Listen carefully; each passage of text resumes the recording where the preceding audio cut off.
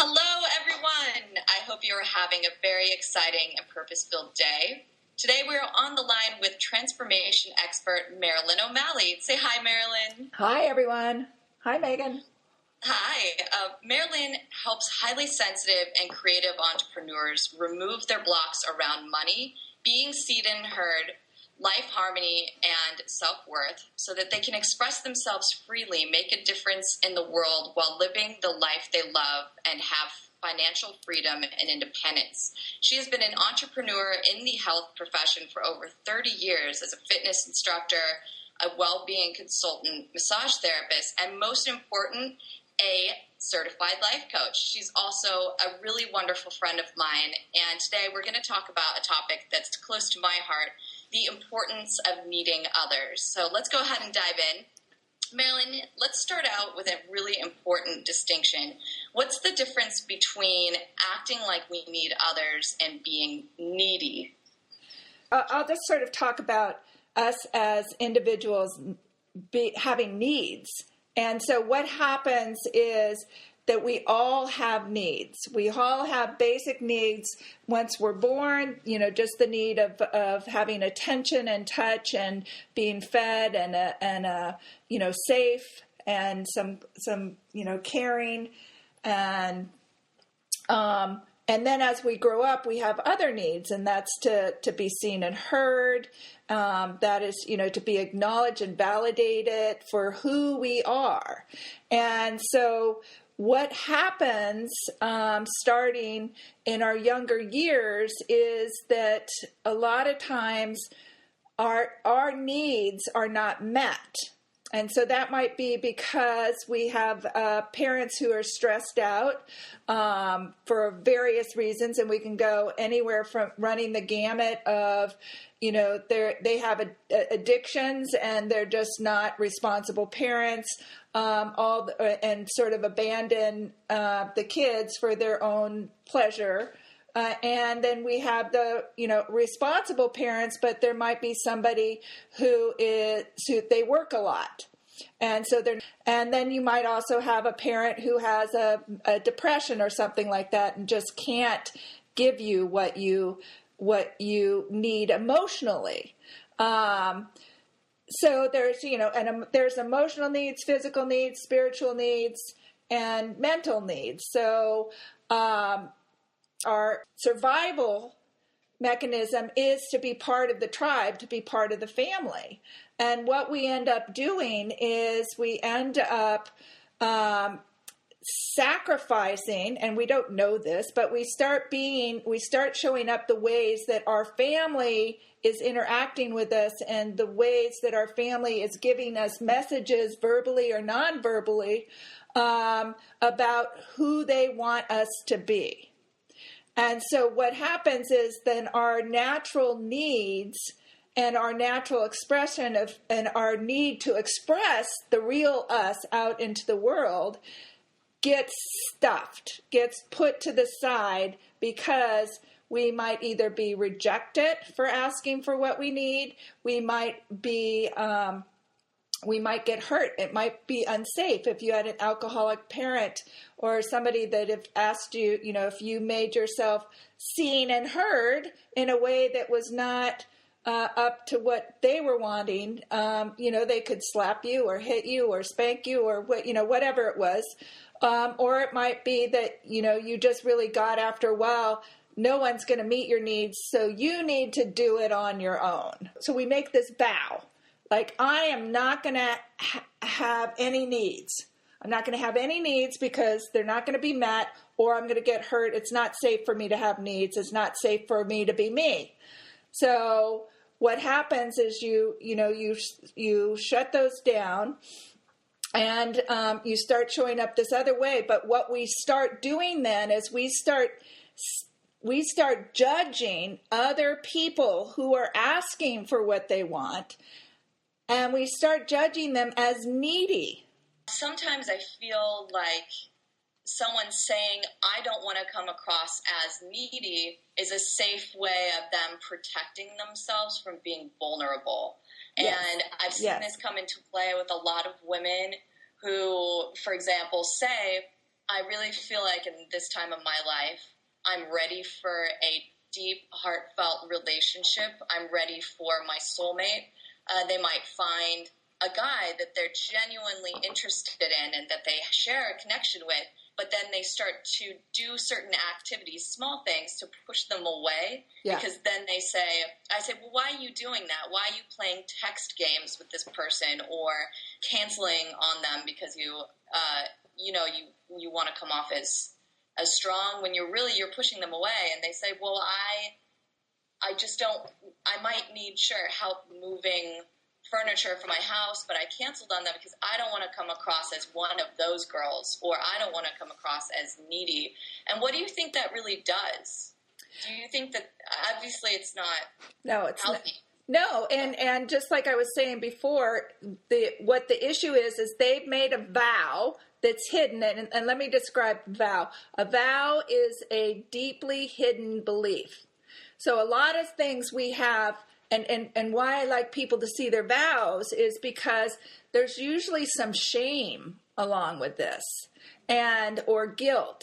There's some really deep emotions here, and so the whole thing about not being needy is thinking that you're thinking that something's wrong with you, that you're not good enough.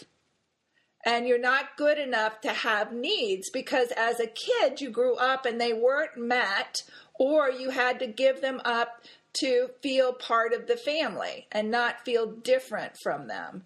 And so there's this whole thing of self-worth around, if I'm needy, then that's going to show somebody that like I'm weak, like I'm broken, something's wrong with me. And even though we don't understand, what that is, it's just this sort of dull feeling, and you don't even know why. Yeah. But we assume, this is a big point, we assume that that's us. And that's another thing I want to get, like these vows and the ways you're thinking your thoughts are not you. So you being strong or weak is not you. It is not the soul and the core of who you are. It's just, if you can be in the moment, and it's like when you need something, state that you need it. And, then there are times you're going to be strong, like you don't need anything. You can move the furniture on your own or whatever. But it's more about being in the moment and choosing in the moment, and knowing you're worthy of anything that you desire and need. Those are all excellent points.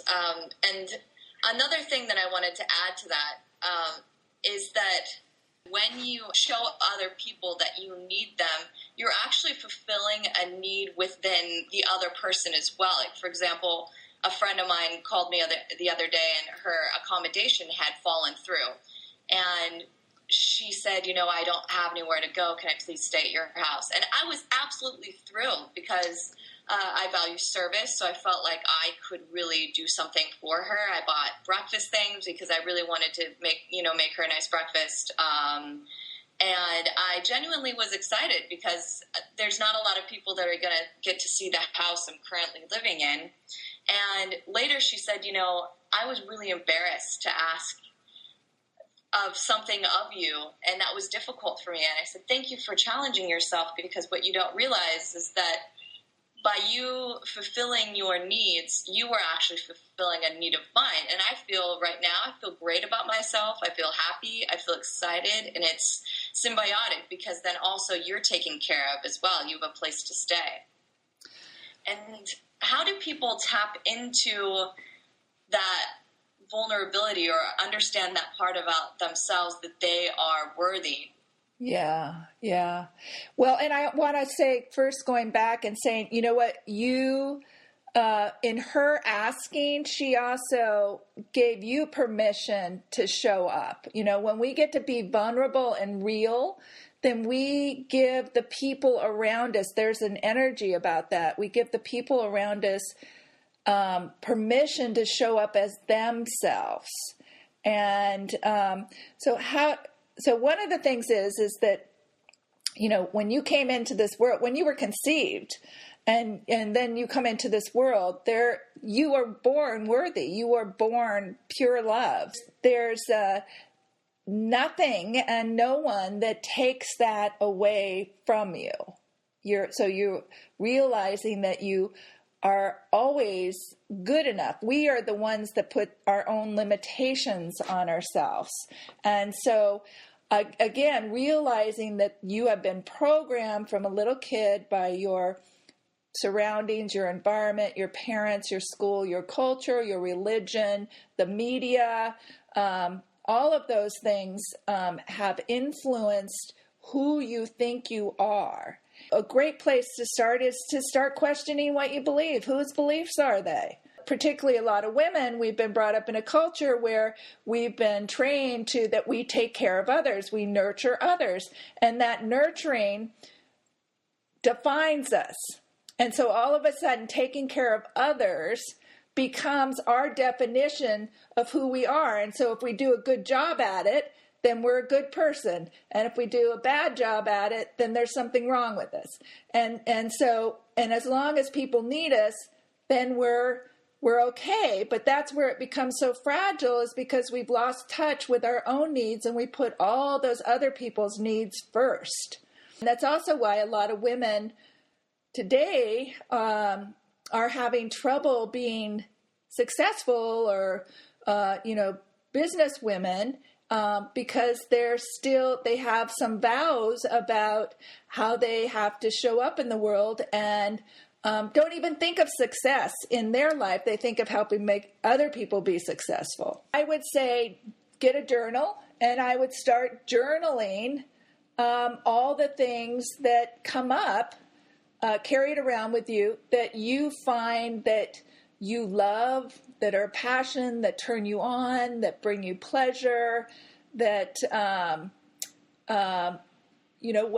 things that you want. And just by noticing, also catching yourself when you go, oh, no, I don't need that, but you really want it. It would make you so happy. And it might be, it's not about self-gratification in the moment.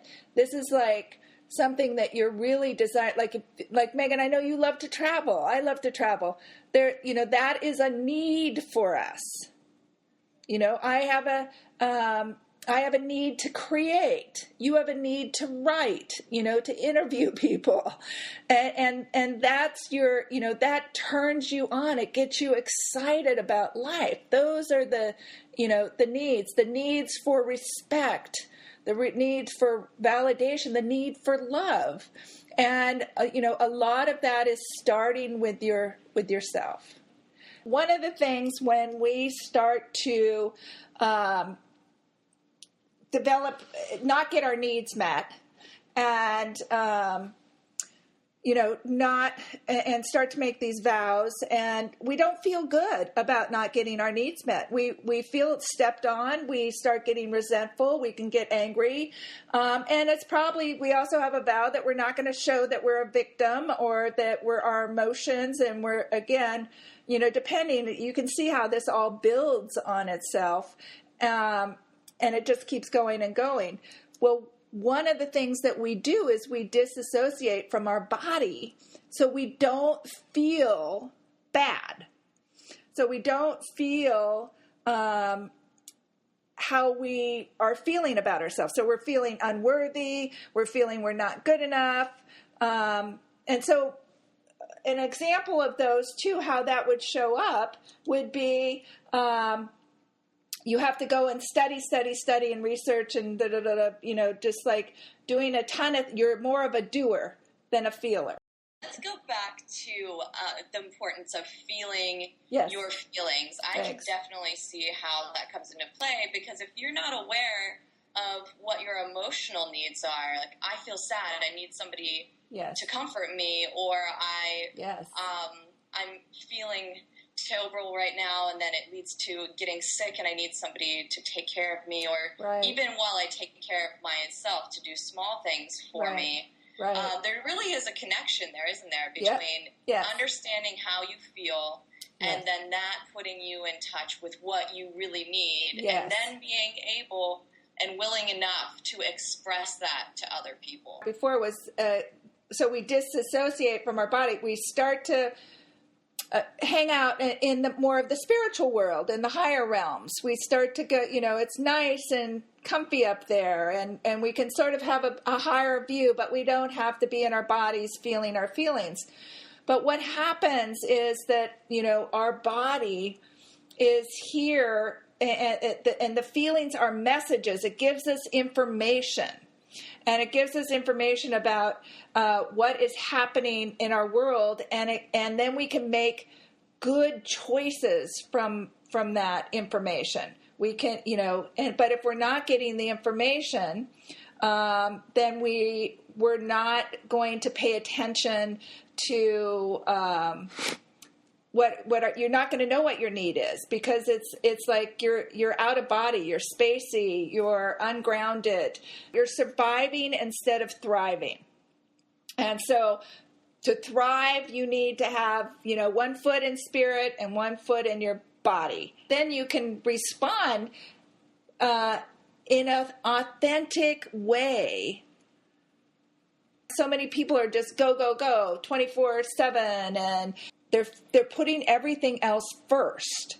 And they're putting the material world and their boss and their friends and their boyfriend or girlfriend or partner. They're putting all of those other people first, rather than knowing that you come first. It's like the thing when you're on the airplane, they tell you put the oxygen on you first, and then you can help somebody else out. Exactly. Because I feel like when you allow yourself to take care of yourself first, you're actually better at taking care of the needs of others. Because some people think it's the other way around, right? That they got to serve, fulfill this person's need and that person's need, and give. But then you're just completely depleted of energy, and you can't continue the cycle of serving, versus exactly what you said about addressing your needs. So, and even if it helps, putting that in your head, I'm fulfilling my needs first so that I can continue to keep the fire burning and keep serving and nurturing, etc. And I like the word that you were using earlier when you said allow. Mm-hmm. I feel like that would be a good script, to keep in your head when things are coming up and you're training yourself to express your needs, is just allowing it to happen, being able to identify your feelings, identify what your needs are, and then instead of fighting it, just allowing it to happen and giving yourself permission to put in the ask if you need to. Or just even saying to somebody, I have a need. You can even say it sort of funny. I have needs too, Do you feel like, for someone that's over a number of years really trained themselves not to take care of themselves, that it's possible to start simple and just start with teeny tiny little things just to get in the flow of allowing themselves to ask?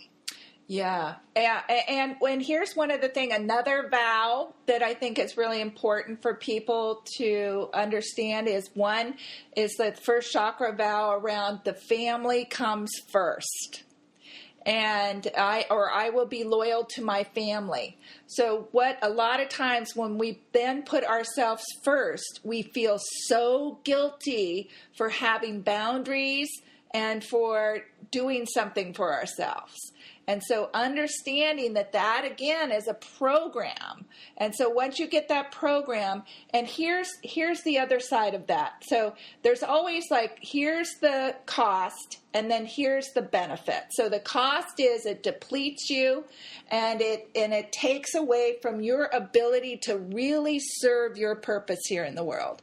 And here's your purpose in the world. Your purpose is to live out your needs, your desires, your life purpose by taking care of yourself first, because what you do then is you give everybody else permission around you to be themselves authentically.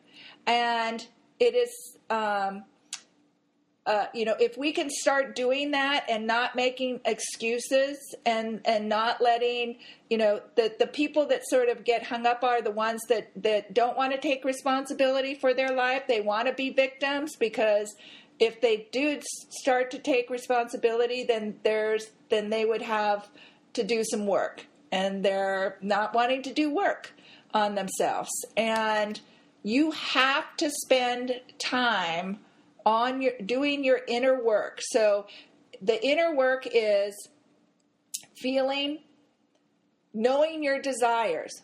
What do you desire? What do you need? So starting to get in touch with that. And even if it is like you want to feel happy, then find out what makes you happy and start doing that every day. The first thing is like meet your own needs first. You don't even have to, if there isn't a trauma or something happening immediately, just start meeting your own needs. It starts with you. And then you can ask others, and I'll get to that in a minute. So meeting your own needs, feeling your feelings, so journaling down what they are, and you could just start with one thing at a time. Like I said, like I want to feel happy. So start noticing what makes you feel happy and make sure that you do that every day. And it might be multiple times a day. And then you can start adding other things, looking at your beliefs, looking at what it is that, really, really matters to you, what you're passionate about, what you couldn't live without, really speaking your truth. And it feels really scary. So part is if you can get some support with that, get some support around other people who are doing this, or, get a group of friends together and say, let's start helping each other do this, or hire me, or join some groups on Facebook, or, you find a safe place where you can start to practice. And that would be, again, it's like, it's a practice, because these things are beliefs. You can just, override them and just start creating a new affirmation. So it's like if you're saying, I don't need anybody, I'm strong, you can just start saying, I am supported.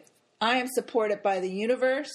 I am supported by my friends, by my family. I am supported in my business and in my personal life. You start just saying, and claiming in the present moment, and feel it. The other thing is having compassion and love for yourself. And there's a real simple way to do this for any of these vows, any of the beliefs that you come across, is saying the Ho'oponopono prayer. And that is, I'm sorry, please forgive me, I love you, thank you. And what you do is you say this to like your inner child. You say, I'm so sorry that I thought you were unworthy. I'm so sorry that I thought you weren't good enough. I'm so sorry, but you go, I'm sorry.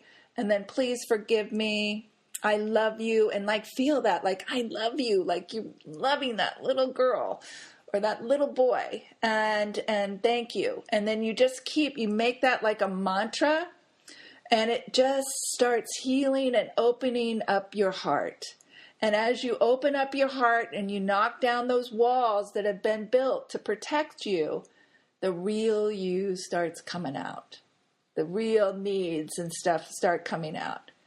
And then the real you comes out. Yeah. And again, because of different conditionings and stuff, it can feel really scary. For a lot of people, it's really scary to be seen and heard. But you just start small. You start with your best friend. And even just by saying, this is how I'm feeling. I just want to tell you how I'm feeling just so I can start getting in touch with it. And you don't have to fix anything. And then the next step can be like, okay, so this is how I'm feeling, and could you do this for me? Could you, validate how lovable I am, or something like that.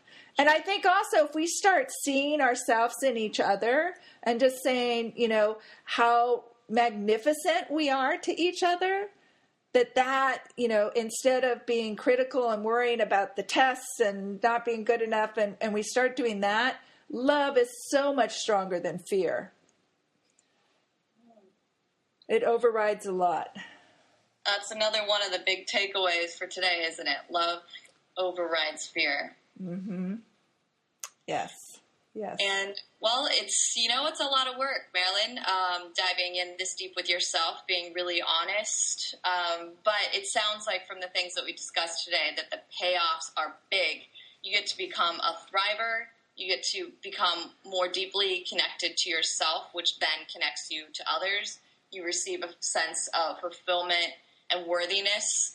So it is, I think, beyond worth it to start asking, start meeting and start asking and start looking at yourself and understanding how you can just become a bit more vulnerable now, so that you can fulfill your greatest desires. Yeah. And I have to say, I'm 58 years old, and, I didn't learn a lot of this stuff until I was in my 50s or 40s, late 40s. And I tell you, it's like you are turned on to life. And it is the other thing is that you manifest from here. So if you can't feel your feelings and you're not in your body, you cannot manifest what you desire. And so, but when you are in touch with and letting all, and this is a life lesson. This is lifelong. You're not ever going to get to completion. So it's again, having that compassion and understanding, but it's like a rich tapestry or a painting, understanding like you are painting this picture of your life every single day, every single moment. And you get to put on there whatever colors you want, whatever kind of stroke, whatever kind of paint or materials. You are the one that is creating, designing, you're inviting people into your life.